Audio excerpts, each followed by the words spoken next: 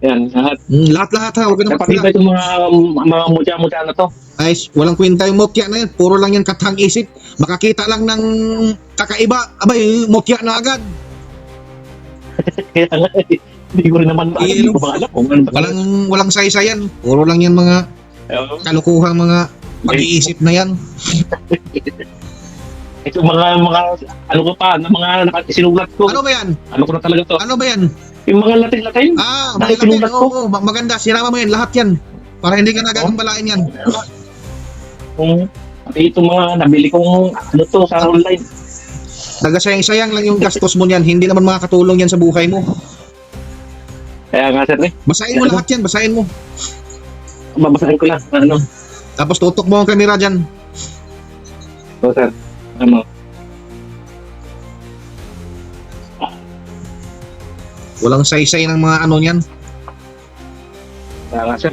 Kaya nga ako magpapasalamat din at nakita ko kayo dyan sa anong yan. Buti nakita mo yung vlog.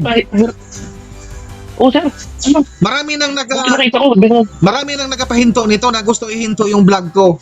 Dahil ayaw siguro nila na matulungan ng gaya nyo na gusto nang umalis sa pagiging antingero.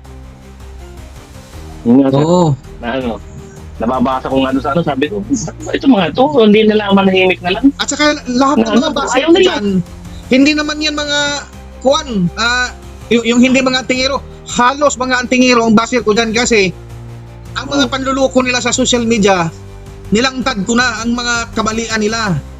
Lahat ng mga gamit ng yan ay pinagluloko lang nila ang mga taong buibili dyan. Akalain mo ba ang kapangyarihan ay binibili?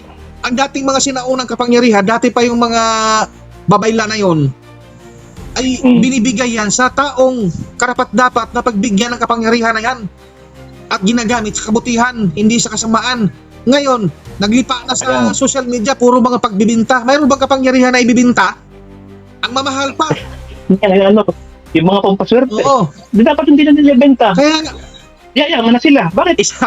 isa din yan, nagbibinta sila na pangpaswerte.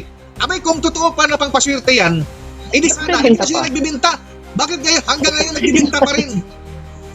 Ito namang mga Pilipino, ang bilis mauto, tayo mga Pilipino, bili ng bili, hindi nag-iisip na kung totoong may kapangyarihan na pangpaswerte, di sana yung nagbenta dyan, hindi na nagbibinta, hanggang ngayon nagbibinta pa rin. Oo. Puro kalukuhan, mayroon pang sinasabi na itong grapa na ito, pang perfume daw, pag maamoy ng babae, susunod daw sa'yo. Parang gayuma. Putang ina na yan, kalukuhan na yan. Tapos yung nagbinta, wala namang jowa, wala namang asawa. Puro mga kalukuhan eh. Di sana kung totoo pa yan, abay, binalita na yan sa social media na ito si Pulano, hinahabol na ng babae. Babae. Di ba? Puro mga kalukuhan eh.